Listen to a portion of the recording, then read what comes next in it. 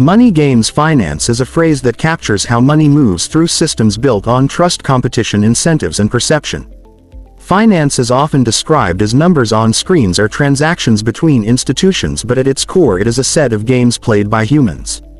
These games shape behavior, reward certain strategies, and punish others. Understanding them requires more than formulas.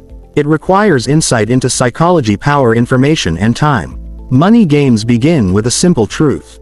Money is a social agreement. It has value because people believe it does.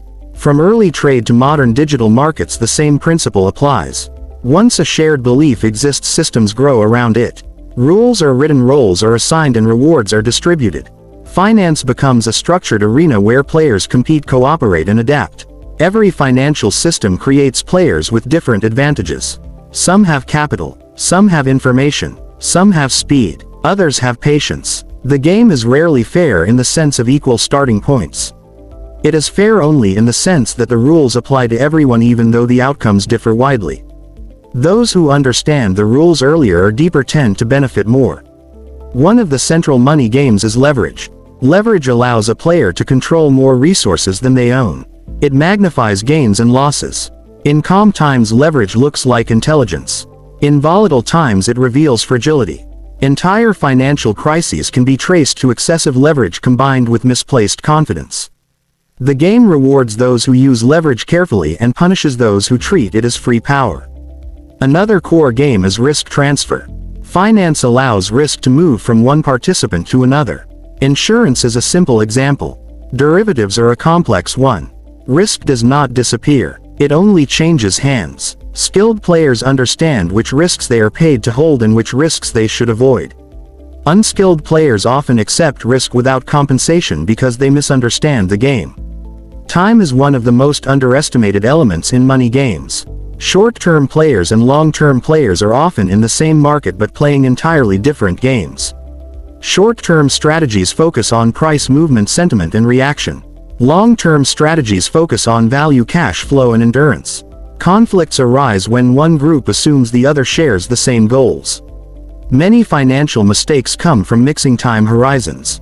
Information asymmetry is another defining feature. Some players know more or know earlier. This creates advantage. Markets try to reduce this gap through regulation and disclosure, but it never disappears. Even small differences in understanding can compound into large differences in outcome. The game rewards those who invest in learning and punishes those who rely on noise. Money games also include narratives. Prices move not only because of facts but because of stories people believe. A convincing story can attract capital even before results appear. When stories break, prices adjust sharply.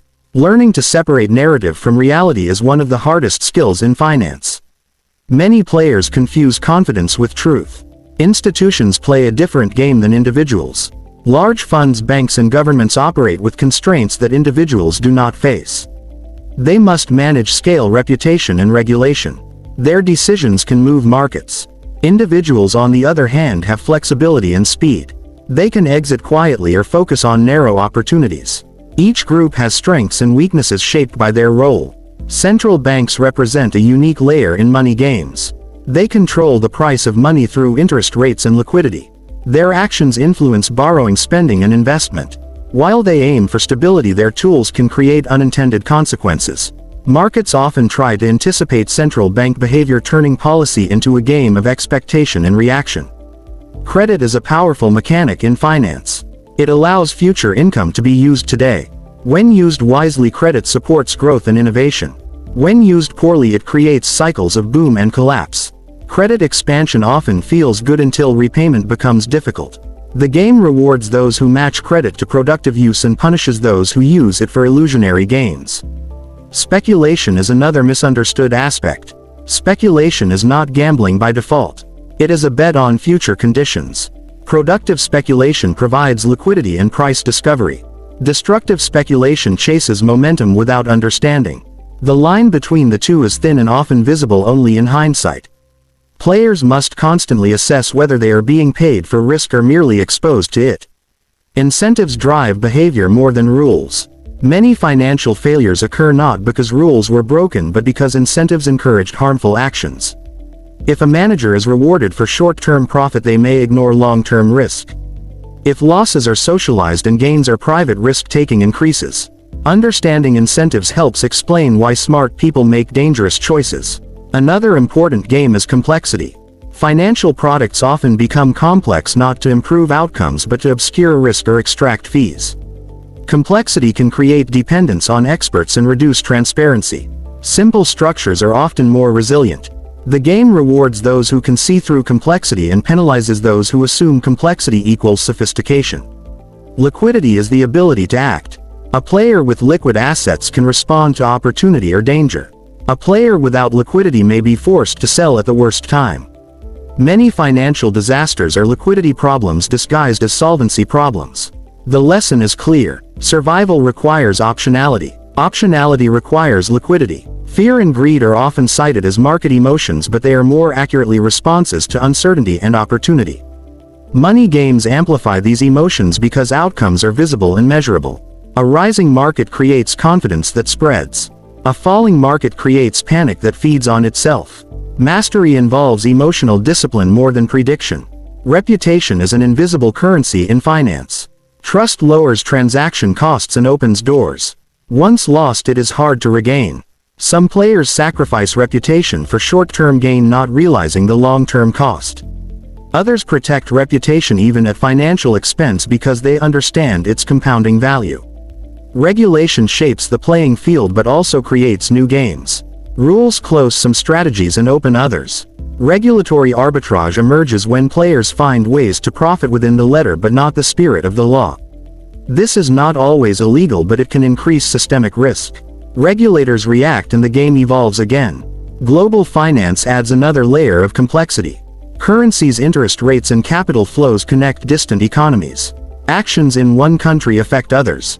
Exchange rates become a game of relative strength and policy. Emerging markets often face volatility not because of local issues but because of global shifts in capital preference. Technology has transformed money games. Speed, data, and automation change how markets operate. Algorithms execute trades in fractions of a second. This increases efficiency but also creates new risks.